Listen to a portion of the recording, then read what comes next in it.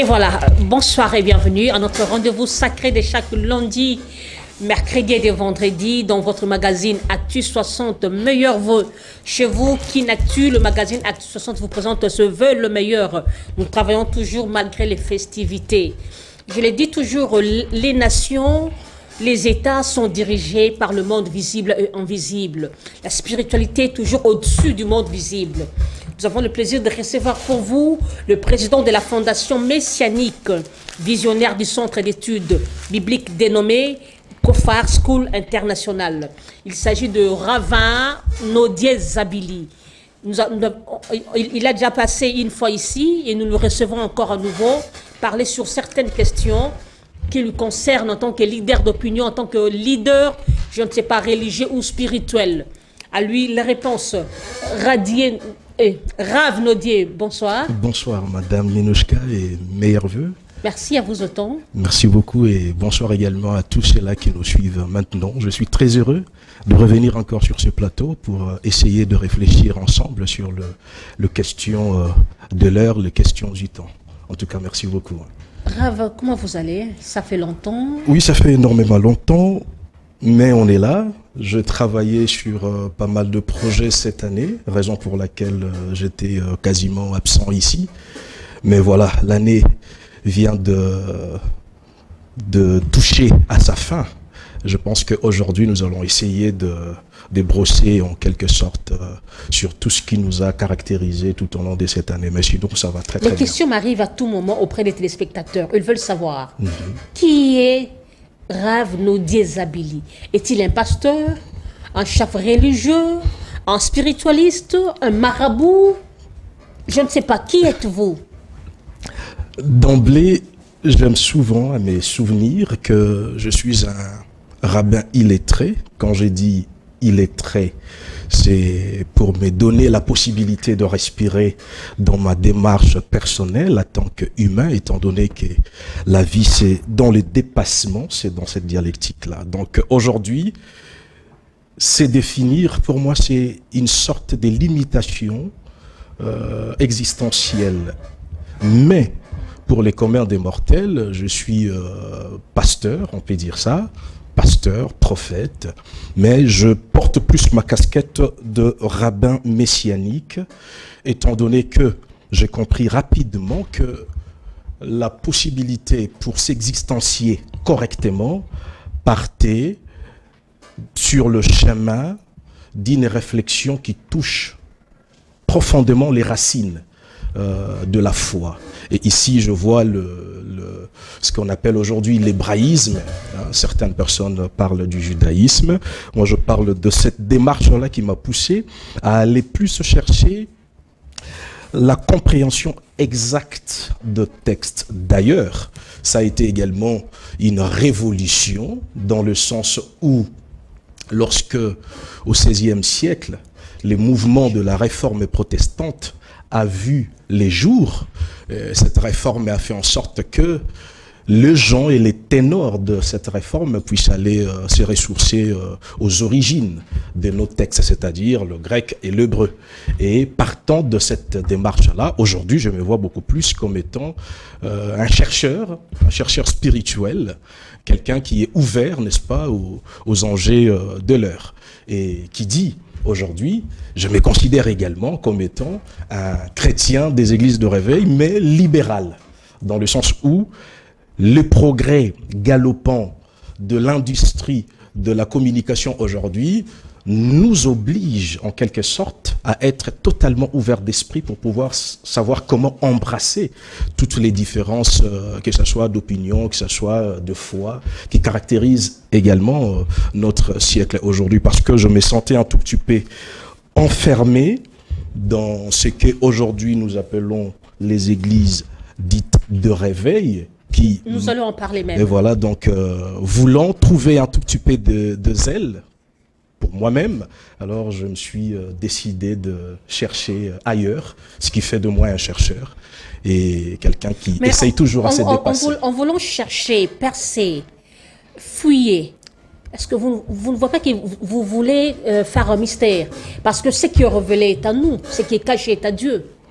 Évidemment, vous avez parfaitement raison, mais vous savez, Les problèmes, en fait, ne viennent pas de la société dans laquelle on est aujourd'hui. Les problèmes viennent, si on reste dans les contextes purement congolais, ça vient de cet esprit colonial qui, lorsque cet esprit est arrivé, avait interdit à l'esprit de l'homme congolais de l'époque de questionner la réalité. Or, je pense que la dialectique de la vie et le jeu de la vie n'est totalement effectif que si l'homme ose poser les questions. Et partant maintenant de ces situations coloniales, aujourd'hui, la plupart des personnes acceptent ce qui est à considérer comme l'enfermement idéologique, programmé, colonial, dans le but de laisser l'homme congolais, l'homme africain, n'est-ce pas, être un tout petit peu pris dans cet infernal projet de la massification, pour ne pas dire de l'abrutissement. Et moi, personnellement, je me dis, il est totalement important de pouvoir sortir de ce jeu-là. Or, pour sortir de ce jeu-là, évidemment, il faut savoir poser les questions. C'est pourquoi Dieu lui-même, il a besoin que nous puissions questionner son existence et sa réalité à travers ce que nous observons. Je vais vous dire quelque chose de très important. Dieu n'est pas dans la saisie, Dieu est dans la caresse, en fait.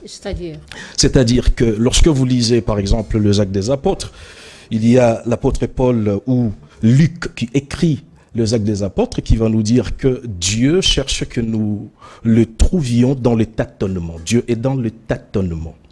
Et plus l'homme tâtonne, tâtonner c'est quoi ici? C'est pas le fait de chercher dans le hasard de la vie.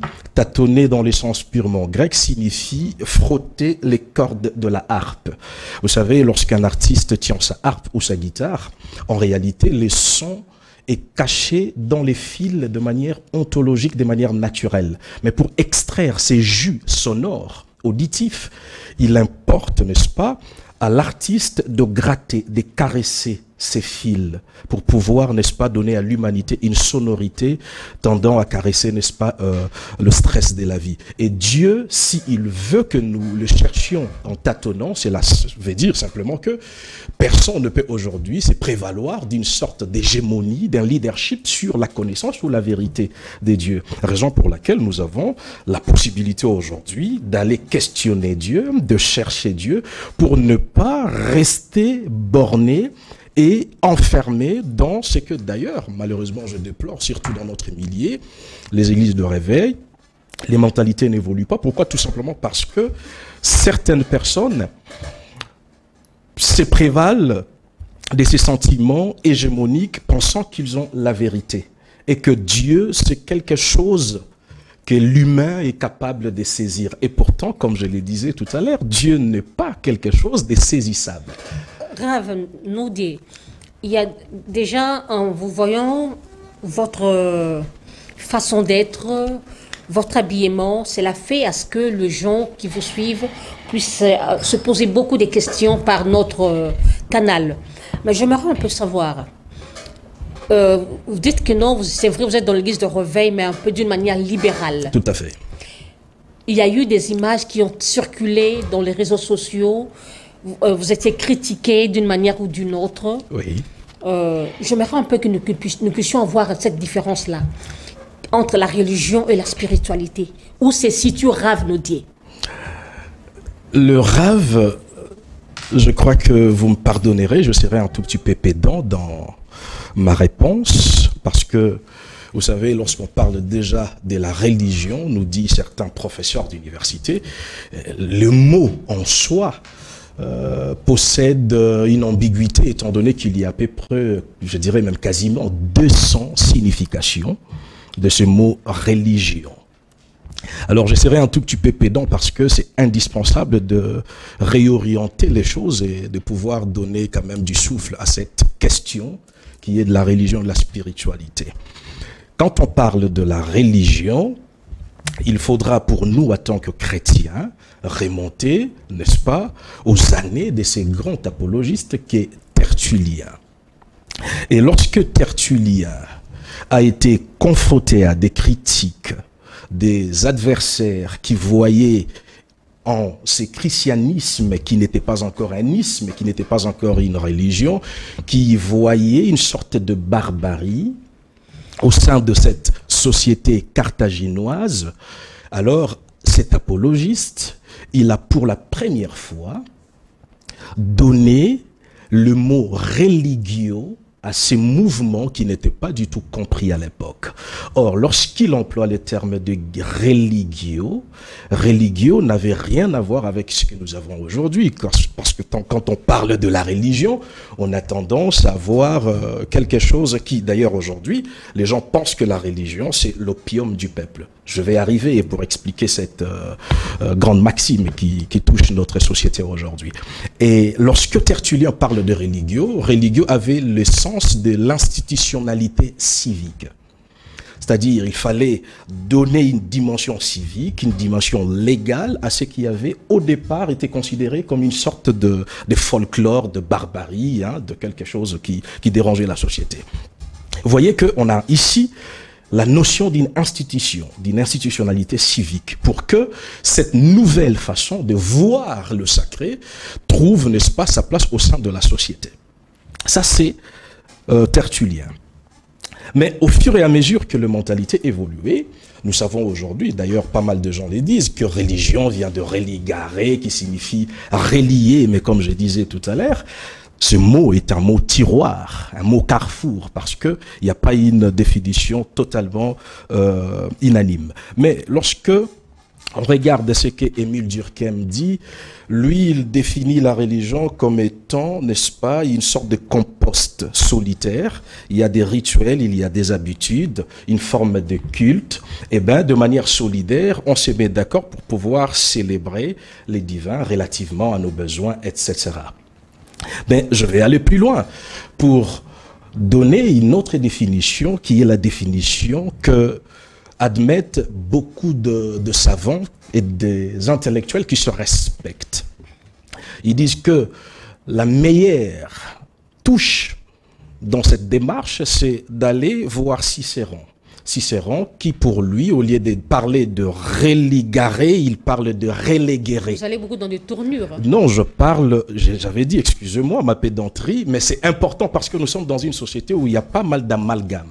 Il y a des gens qui prennent des mots simplement pour pouvoir vilipender certaines personnes sans pour autant aller aux origines des choses. Pourquoi je fais cette démarche? Parce que, permettez-moi d'ouvrir encore une porte, je l'ai toujours dit, c'est Confucius qui a dit, lorsque vous assistez à une crise, l'urgence serait de retrouver comment le mot était employé à la base. Raison pour laquelle, pour que les gens puissent comprendre ce que je fais et ma démarche, l'Église et la jeunesse congolaise aujourd'hui a besoin de comprendre le sens vraiment étymologique et de choses.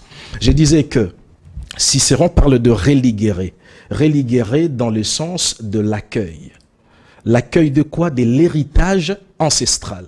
Donc vous voyez déjà, lorsqu'on arrive à une telle dimension de compréhension, on se rend compte que la religion n'est pas du tout mauvaise en soi, parce qu'il s'agit d'un ordre sociétal, mais cette religion, aujourd'hui, le problème est que a perdu sa dimension de religare, c'est-à-dire de cette collecte ou récollecte de l'héritage ancestral, de la tradition ancestrale. Laissez-moi un peu vous relancer. Oui.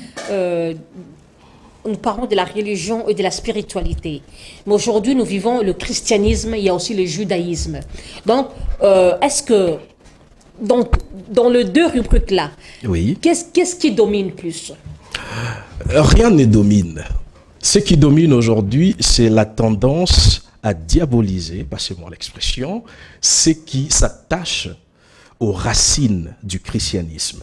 Je disais tout à l'heure que la religion, c'est ces transferts d'un héritage traditionnel et ancestral. Donc si on reste vraiment dans la logique de la religion chrétienne, qui est une institutionnalité civique, on passera par le respect d'abord de nos origines ancestrales, entre guillemets. Quand je parle de ces origines, c'est-à-dire on voit directement les judaïsmes.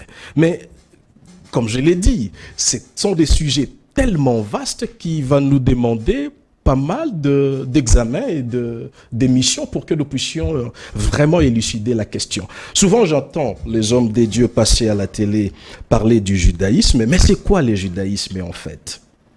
Et c'est quoi le christianisme? Je venais de parler des Tertulliens pour expliquer cette origine de cette religion chrétienne. Mais parlons du judaïsme. Parce que il faut toujours... Le judaïsme est mal compris ici. Non, le judaïsme... On a tendance à voir que le judaïsme, c'est de l'occultisme. Non, mais c'est mal comprendre les choses. C'est le christianisme qui est bien reçu. Pas du tout, pas du tout. Vous savez, ceux qui disent que le judaïsme, c'est de l'occultisme, ça détruit, etc., peut-être qu'ils ne savent pas, je vais les aider. Ce sont des gens qui pratiquent ce qu'on appelle le puritanisme. En fait, ce sont des gens issus de ce mouvement du protestantisme, mais qui étaient totalement radicaux, hein, qui ne voulaient pas du tout que le sacré puisse trouver sa place au sein de l'Église. Parce que le puritanisme, ces mouvements du XVIe, XVIIe siècle, qu'est-ce qui se passe à l'intérieur de ces mouvements? Pour eux, y compris le sacrement, c'est-à-dire tout ce que nous pratiquons, tout ce que nous croyons, tout ce que nous faisons pour se ressouvenir de l'œuvre de Jésus-Christ. Donc, bref, tout ce qui est pratique est de l'ordre de la magie. C'est pas du christianisme. Donc, qu'est-ce qu'il faudra faire? Il faut purifier l'Église en écartant toutes sortes de pratiques et toutes sortes de choses. Et pourtant, c'est pas ça du tout le judaïsme. Le judaïsme, c'est pas une religion. Ce que beaucoup de gens ne savent pas. Pour qu'il y ait une religion, il faut qu'il y ait, n'est-ce pas, un objet transcendant, extérieur à l'idée de l'homme, à l'attendement de l'homme. C'est vers quoi tendons les idées de la société. Et pourtant, le judaïsme, chez le juif, rien à voir avec la foi. Les juifs n'ont pas besoin de la foi parce qu'ils vivent Dieu dans la chair. L'héritage divin est quelque chose d'ancestral. Nous, se sentant déconnectés, eh bien, on a besoin de fabriquer une sorte de religion, d'une institution pour pouvoir se connecter au divin. Mais chez le juif, c'est pas du tout le cas. Mais qu'est-ce qu'on appelle le judaïsme? Selon Olivier Minnick, qui est un grand professeur et spécialiste de la langue grecque, et des textes, n'est-ce pas, de Flavius Joseph, il dit ceci. Pour la première fois dans l'histoire de la littérature, le mot judaïsme apparaît dans les écrits de Josephus Flavius, lorsqu'on lit Maccabée. Il dit le mot judaïsme, lorsque ce mot est apparu pour la première fois dans la littérature, parce qu'aujourd'hui les gens emploient le mot judaïsme sans savoir quand est-ce que ce mot a vu le jour.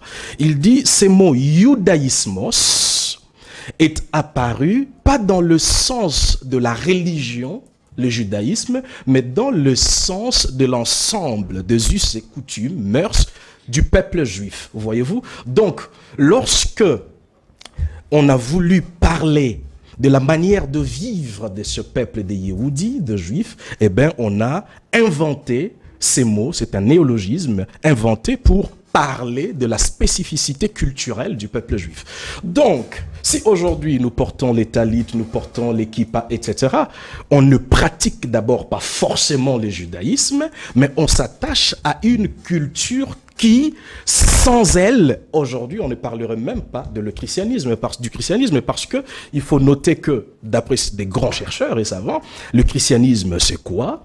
C'est simplement une sorte de secte qui est sorti du judaïsme que nous qualifions aujourd'hui de religion. Parce que Jésus est juif, et en tant que juif, qu'est-ce que Jésus a fait? Il a laissé sa pensée. Évidemment, il n'a pas inventé le christianisme, mais au fil des ans, son idéologie qui était au sein de ce foisonnement interprétatif du peuple juif, aujourd'hui c'est devenu comme une religion à part entière. Qu'est-ce qui fait que, oui, comme vous venez de le dire, que le christianisme est devenu une religion à part entière, le judaïsme n'est pas bien reçu chez le chrétien dans le monde. Il y a juste une catégorie des gens qui croient au judaïsme. Et puis on a l'air que le judaïsme, c'est un secte, c'est la loge. Qu'est-ce qu'il y a? Comme je disais tout à l'heure, le problème, ce sont ces... Il y a aussi des judéo-chrétiens. Y a-t-il une différence entre les judéo-chrétiens et du judaïsme? Non, mais quand on parle des judéo-chrétiens, vous entendez déjà, on parle de chrétiens qui sont issus déjà de ce mouvement, parce qu'il faut se rendre compte que dès la naissance de l'Église, tout le chrétien était quasiment juif. Les apôtres sont juifs, en fait. Donc, aujourd'hui, le problème se situe à quel niveau? Le problème, c'est que dans le millier des églises de réveil, il se passe une réalité sociologique très importante. Parce que pour vous donner des réponses claires et philosophiques, il va falloir quitter les champs de ces débats de mots. Parce que déjà, comme je l'ai dit, ceux-là qui passent à la télé, souvent je suis, la plupart des pasteurs, des intervenants, ne donnent vraiment pas la clarté sur ces sujets-là, parce que c'est ce qu'on appelle aujourd'hui ultra-crépidarianisme. Donc les gens viennent parler des sujets qu'ils ne maîtrisent pas du tout. Or, le vrai problème, c'est quoi? Dans notre société, il se passe une réalité totalement sociologique et économique. La jeunesse ayant reçu la promesse d'une vie meilleure, pensant que notre pays allait retrouver son élan et sa puissance à travers la prière, aujourd'hui, avec la magie de la mondialisation, la plupart des jeunes gens se rendent compte que ceux-là qui étaient à la tête des églises s'enrichissent et les jeunes gens s'appauvrissent. Et cela crée une sorte d'éveil. Et maintenant, quand l'éveil s'est produit, le peuple, cette jeunesse chrétienne, a besoin de retrouver la vérité par elle-même.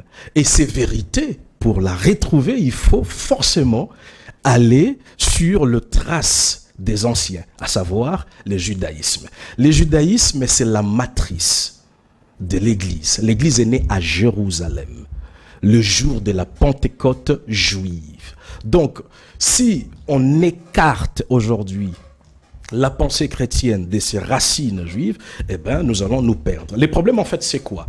Nous avons ces débats dans notre milieu chrétien, surtout des églises de réveil, tout simplement parce que l'élément philosophique fait défaut. La plupart des jeunes gens au sein des églises de réveil ne pensent pas. Je l'ai toujours dit, l'église de réveil ne pense pas. Les leaders ne réfléchissent pas. Ils n'abordent pas les questions totalement sérieuses. Parce que si vous regardez chez les catholiques romains, il y a ces mouvements juifs. Peut-être que beaucoup de gens ne le savent pas. Il y a un mouvement chez les catholiques romains qu'on appelle les béatitudes. Les béatitudes, c'est un mouvement messianique. Ce sont des chrétiens catholiques, mais qui pratiquent ce que vous appelez le judaïsme. C'est-à-dire, ils observent le Shabbat, ils observent toutes les fêtes juives. Mais chez nous, nous avons un problème. L'avantage avec les catholiques romains, c'est quoi? Il y a cet espace philosophique où on peut réfléchir intellectuellement pour comprendre ce qui se passe au sein de la société. Et qu'est-ce qui se passe en réalité? Chaque société, lorsqu'il y a un changement qui arrive, il s'est produit un phénomène que l'on appelle les leaders clandestins. Le leader clandestin est celui qui apporte le renouveau charismatique au sein de la société. Ça, c'est tous les sociologues qui l'affirment. Ici, je vois Maffezoli qui dit qu'il y a cette sorte de nappe phréatique, c'est-à-dire un besoin urgent qui gangrène le quotidien du peuple. C'est-à-dire on a l'impression que notre soif n'est pas du tout assouvie, étanchée. Alors maintenant, face à ces réalités, à ces désirs du changement, eh bien, les gens ont besoin d'aller voir ailleurs.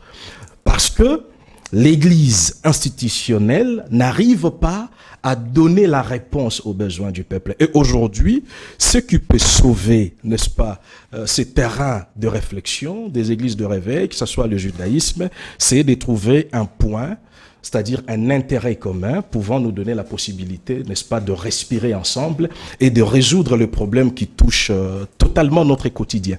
Si on n'arrive pas, si on ne parvient pas à résoudre le problème socio-économique, je vous dis que ça sera pire que la quête que vous voyez aujourd'hui. Et voilà, mesdames et messieurs, je vous rappelle que nous avons sur ce plateau Rav Nodi Zabili.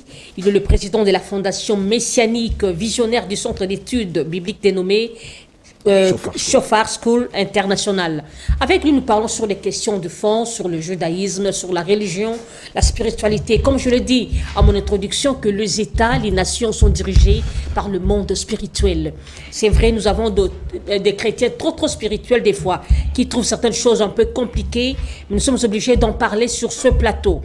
Rav Nodi. Oui. Par rapport à cette question de spiritualité du judaïsme, nous constatons que vous avez des tenues appropriées. Il y a eu un moment, c'était vraiment une tollée sur la toile, sur le port des talit. Oui. Quel est l'impact du port des talit? Bon, avant de parler de l'impact, il faut situer le terrain de cette tollée. Pourquoi les gens s'en prennent-ils à ces changements de apparats. Hein, pourquoi on a besoin de ça aujourd'hui? Pour certaines personnes, l'église de réveil est une réalité fixe, qui n'est pas censée bouger, évoluer avec les temps. Or, lorsqu'on parle de gens qui sont réveillés, le réveillé sont ceux-là qui sont dans un monde qui sont dans un monde commun.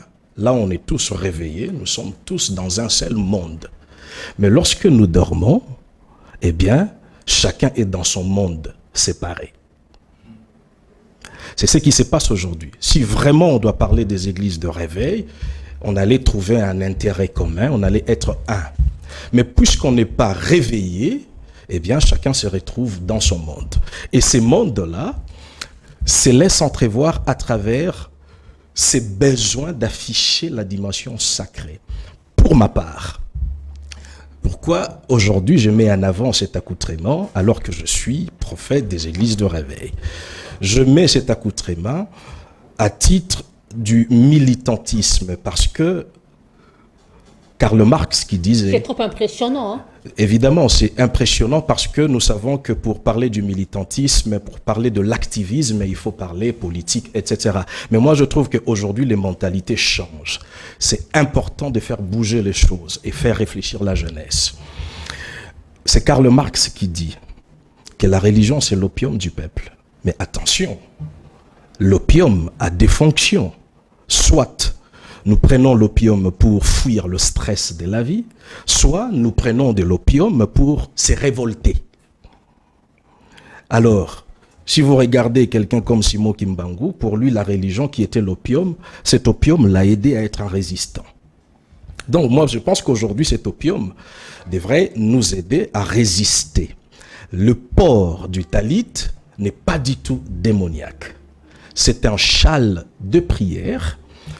Je ne vais pas ici faire une prédication parce que ce n'est pas les lieux. Mais tout le monde sait que la femme à la perte de sang avait touché le frange qui pendait sur le bord du vêtement de Jésus-Christ. Et la Bible parle de frange. Qui dit frange dit en hébreu les titiotes, c'est-à-dire les 4 fils qui pendent aux 4 coins de ce châle de prière recommandé par Dieu. Donc, Jésus-Christ, lui qui est l'air Dieu, notre Dieu, lui-même, il a porté dans son élément juif, dans sa matérialité, il a porté toute la tradition ancestrale de ses pères. Aujourd'hui, par les soucis, n'est-ce pas, de ne pas perdre l'influence sur la population, eh bien, qu'est-ce que les faibles font? Ils critiquent, ils vilipendent. Et pourtant, tout ce que nous faisons, que ce soit l'allumage de bougies, des encens, etc. Des rituels, tout cela... Ça fait rappel à quoi? Au Saint-Esprit? Non. Aux archanges? Non, le problème en fait c'est ça, comme j'ai dit. Au génie ou comment? Vous savez, moi je trouve qu'il y a un souci majeur lorsqu'on regarde l'histoire des églises, surtout de réveil de la RDC. Si souvent, nous ne savons pas que ce que nous qualifions de magie, ce que nous qualifions de sorcellerie, etc., sont en réalité l'essence même de la spiritualité. Parce que il faut toujours savoir que il y a d'ailleurs un savant qui dit dans toutes les religions du monde, il y a toujours le vestige de la magie. Parce que on a besoin d'un pasteur pour qu'il nous connecte à la réalité transcendantale. Donc, il fait office de ces gourous, de ces magos, ces magiciens, pour pouvoir nous donner ce dont on a besoin aujourd'hui. Donc, il faut savoir ceci. Nous avons un problème. Le problème, c'est quoi? Nous parlons des commémorations, mais lorsqu'on parle des commémorations, mémoire, pour qu'il y ait mémoire, il faut qu'il y ait quelque chose qui nous aide, un support. Or, nos commémorations manquent l'élément rituel, manquent de rite.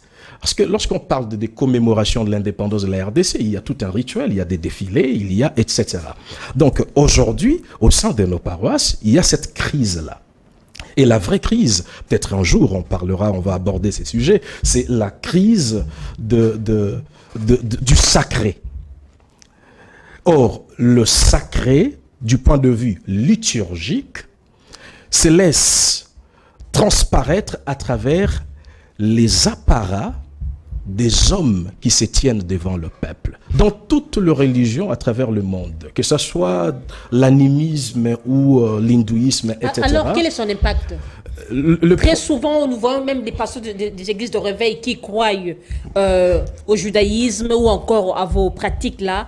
Pendant leur délivrance, ils allument des encens, ils portent les talites. C'est quoi son impact? Le problème, je pense que ici... Il y a l'onction rapide ou encore c'est quoi? La puissance est très forte. Vous voyez, lorsque vous abordez cette question de cette façon-là, évidemment, vous faites écho de ces voix multiples de la société qui cherchent à comprendre. Mais notre responsabilité, ce n'est pas d'aller plonger dans ces amalgames que nous trouvons dans la société. Comme je vous l'ai dit, le problème qui manque aujourd'hui, c'est les discours théologiques au sein de notre société. Vous savez, nous sommes des pédagogues. Nous sommes des leaders d'opinion. Lorsque nous parlons, nous ne devons pas plonger dans cette sorte de...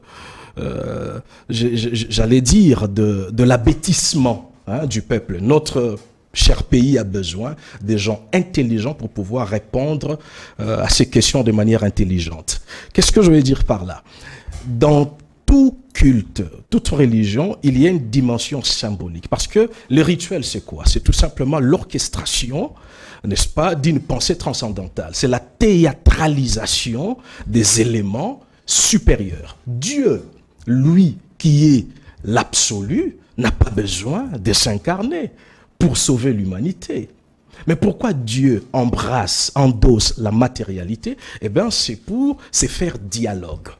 Et à travers le rituel, l'homme qui croit et qui comprend cet univers-là, qu'est-ce qu'il fait? Il fait simplement montre d'une réalité totalement éloignée à la vie quotidienne, raison pour laquelle on peut symboliser à travers quelques éléments. C'est très très important parce que il faut toujours savoir que dans notre rapport au sacré, il faut garder une sorte de distance qui est ontologique. Parce que si Dieu n'avait pas besoin de cette distance, il allait totalement se faire invisible depuis la création du monde jusqu'à aujourd'hui. Mais il a besoin que l'humain, en établissant une distance, passe à travers de points, n'est-ce pas, qui vont lui permettre de pouvoir entrer en contact avec lui. Donc, il n'y a pas une dimension de pouvoir, c'est pas une démarche qui vise à toucher le pouvoir, la puissance, parce que le pouvoir, c'est dans l'âme humaine,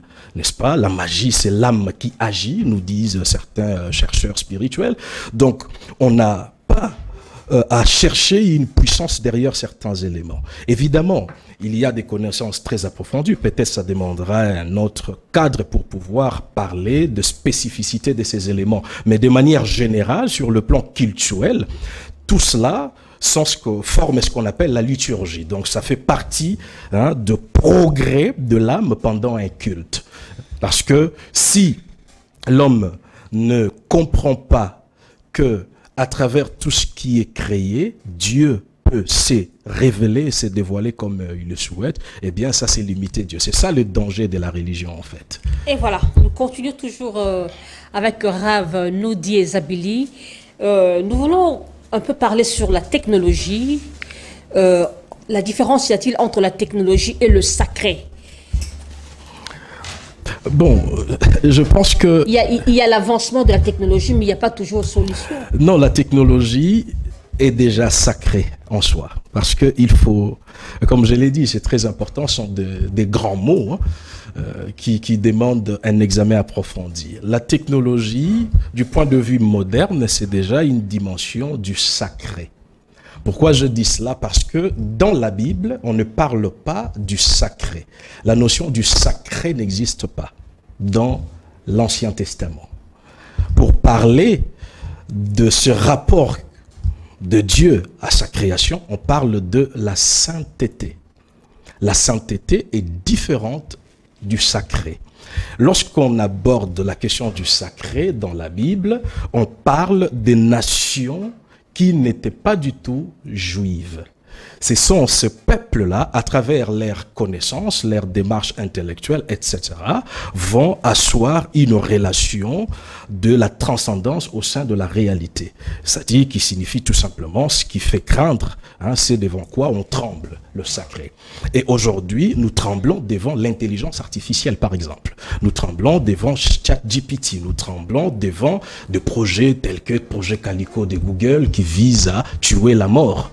À l'aune 2030. Et que deviendra les hommes d'église? Évidemment, raison pour laquelle, dans ma fondation messianique... Les gens auront-ils encore peur, avoir la crainte de Dieu si aujourd'hui c'est là arrivé?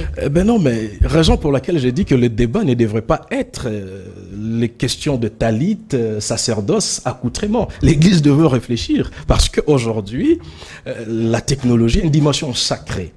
Et malheureusement, c'est Heidegger qui avait dit que la machine ne pense pas. Mais beaucoup de gens n'ont pas compris. Évidemment, la machine ne pense pas, mais la machine a tué déjà Dieu. Crié à l'époque des grands philosophes tels que Nietzsche, etc. Donc Dieu est mort dans notre société. Parce qu'aujourd'hui, Dieu est mort dans notre société. C'est-à-dire l'idée de la transcendance dans la société est écartée. C'est ça le sens de cette... une des interprétations que je peux donner à cette affirmation que Dieu est mort. Donc, la mort des dieux, d'ailleurs, on le disait tout à l'heure, lorsqu'on voit un homme des dieux habillé comme ça, moi je pense que c'est pour réanimer Dieu dans la société. Parce que Dieu est asphyxié, il est dans le coma, n'est-ce pas, de la logique. Du cartésianisme. Aujourd'hui, nous essayons de sacraliser l'espace. Vous voyez, aujourd'hui, il est totalement facile de montrer du doigt un homme des dieux, d'insulter, de critiquer. Nous voyons sur les réseaux sociaux comment on ne respecte plus les hommes des dieux. Le problème, c'est quoi? C'est la perte de la dimension sacrale à travers leur façon de vivre et leur façon d'être. Donc aujourd'hui, la technologie a une dimension totalement sacrée parce que c'est elle qui donne espoir à l'humanité. Parce que la plupart des personnes aujourd'hui pensent que grâce à la technologie, eh bien, certaines maladies seront éradiquées. On n'est plus au Moyen-Âge où on croyait à un maître spirituel pour pouvoir, n'est-ce pas, résoudre le problème de la société. Donc, nous assistons à un danger permanent parce que aujourd'hui, l'intelligence est en train de d'évoluer de manière totalement exponentielle et rapide. Donc, si l'Église ou les hommes religieux n'arrivent pas à redonner, n'est-ce pas, à la société l'élément moral et éthique, eh bien, nous perdrons totalement la sacralité de nos religions. Parce que là, on arrivera à un stade où ça sera la science, la technologie qui, maintenant, prendra le dessus comme on le voit déjà aujourd'hui. D'ailleurs, en tant que professeur, souvent j'assiste, vous enseignez les étudiants sur place. Il vérifie ce que tu dis sur Google, il va sur Internet pour voir ce que tu es en train de dire. Que ce soit les questions qui touchent Dieu. Et aujourd'hui, je pense que l'urgence est de retrouver cet élément sacré qui faisait encore trembler les gens lorsqu'on parlait de la religion, lorsqu'on parlait de religieux. Et cet élément, malheureusement, pour qu'il puisse revenir dans un monde où l'information domine, eh bien, il faudra peut-être créer un cadre, je dirais, philosophique, j'insiste sur ça, de réflexion tendant à poser vraiment les nouvelles bases pour construire une nouvelle religion qui pourra faire face à la montée de la technologie et de la machine à notre époque. Ça, c'est très important. Poursuivant notre émission, j'aimerais un peu poser une question par rapport à l'église de Réveil, une église qui bat son plein, une église qui a ces questions dont elle se pose. Les gens aussi se posent des questions sur l'église de Réveil, sur son avenir. J'aimerais un peu que vous répondiez à cette question. Quel jugement rendez-vous à l'église de Réveil d'aujourd'hui? C'est un échec parce que faisant partie de ces réseaux, de ces mouvements, nous assistons à des dérapages incessants. Lorsque j'examine la plupart des thèses la plupart des écrits des savants de notre époque, des intellectuels qui essayent d'étudier la question, le résultat est macabre parce que eux tous ils s'accordent à dire que les églises de réveil sont une bombe à retardement. Et d'ailleurs, j'étudiais un rapport hier d'un étudiant qui a fait de recherches sur la question, n'est-ce pas, de la dimension qui appauvrit la jeunesse congolaise. Et il s'est basé sur 30 pasteurs, grands pasteurs de notre pays, pour démontrer le faille de ces pasteurs et leur technique d'appauvrissement de cette population. Vous voyez que quand on regarde, on étudie le rapport, les documents, les églises de réveil posent un problème. Mais en fait, quand moi personnellement, évidemment, quand j'analyse, le problème en fait c'est quoi? Lorsque, si vous regardez le rapport d'un grand professeur de notre pays que je respecte énormément, le professeur Isidore Ndayouel, il explique clairement le mouvement qui a pris notre pays aux alentours des années 90. Vous savez qu'il y avait un grand changement, un grand chamboulement aussi de la société pour quitter cette partie unique et atteindre un niveau de liberté où les politiques allaient à l'aune 1997 coopérer encore avec l'État, la politique. Et nous savons que, arrivé aux alentours de 1997, nous voyons, comme certains écrits et certains rapports le démontrent, que voilà, l'église de réveil a été fondée, quand bien même qu'elle existait bien avant. Maintenant, il y a eu un problème. Les problèmes, c'est quoi? Les pays étant dans un environnement totalement assombri, politiquement parlant, sur le plan économique, sur le plan sociologique. Nous sortons des situations totalement bizarroïdes. Nous voyons Mobutu, le président maréchal qui devait quitter après son règne. Maintenant, il y a l'AFDEL qui est entré. Maintenant, l'église de réveil est née sous cette influence, ses besoins, ses désirs messianique, c'est-à-dire donner à la population une réponse salvatrice tendant à résoudre leurs problèmes du quotidien, ses besoins primaires. Mais malheureusement, il y a eu un problème en amont. Selon mes analyses et mes enquêtes, j'ai compris que nos pères fondateurs de cette institution, les églises de réveil, ils ont négligé un aspect important qui donne de l'essor à une nation. Cet aspect, c'est l'aspect philosophique. Pourquoi j'insiste sur le mot philosophique? Parce que nous dit un grand intellectuel de notre temps, que je recommande souvent à mes étudiants d'analyser et d'écouter, le monsieur philosophe Souleymane Bachir Diagne, il dit ceci: depuis l'époque coloniale, l'Africain n'a pas compris, même après la décolonisation, c'est que les colons ont su faire sur le long terme dans l'esprit du peuple africain. Qu'est-ce qu'il dit? Il dit que ce que les colons ont su faire après les indépendances, malgré la décolonisation, c'est le fait d'atteindre l'homme africain dans sa capacité d'initiative. C'est-à-dire, pour ces grands philosophe, Souleymane Bachir Diagne, c'est-à-dire l'homme africain, il est atteint dans sa capacité d'initiative. C'est-à-dire il n'est plus capable d'initier, d'inventer. Or, pour inventer, pour initier, il ne faut pas rester dans l'idolâtrie de son mouvement, dans l'idolâtrie de ses concepts ou de ses valeurs. Il faut sortir parce que l'invention manifeste, ne se produit qu'au carrefour des sciences. Mais non, les églises de réveil, nos pères, se sont enfermés dans la transcendance.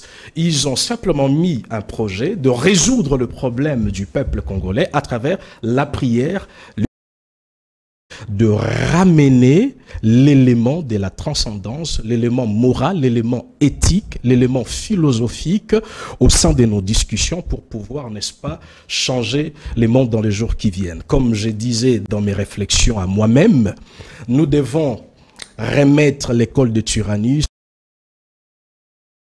cette école de Tyrannus pour en faire un cadre cultuel. Mais moi, je pense qu'aujourd'hui, nous devons remettre cet espace-là à ses recteurs de l'époque. En d'autres termes, ça veut dire que nos églises locales, que nos moments de culte se transforment en un moment d'échange philosophique, scientifique, entrepreneurial pour permettre, n'est-ce pas, l'avancement dans notre pays. Et c'est d'ailleurs l'un des projets que je me destine à présenter un jour à nos ministères différents pour que nous puissions voir comment remodeler la société, parce qu'il y a une démarche qui montre clairement que les sociétés dans l'Antiquité et au Moyen-Âge ont subi des mutations, une dynamique grâce à la transformation des bâtiments. Merci Rav. Que nos bâtiments ecclésiastiques deviennent des universités, des écoles, cette nation aura plus de chance. Merci d'avoir répondu à notre invitation. Je vous remercie, Madame Miloshka. Et Merci voilà, beaucoup. mesdames et messieurs, c'est la fin de ce magazine Actu 60.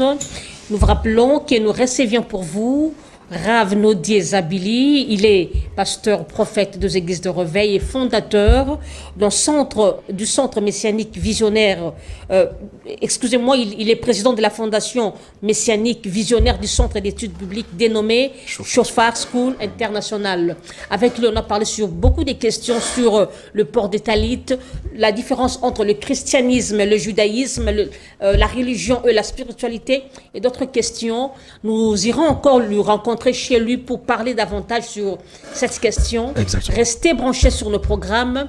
Meilleurs vœux à vous. Que Dieu bénisse la RDC, que Dieu protège nos FARDC et que Dieu garde son peuple. Au revoir, Inch'Allah.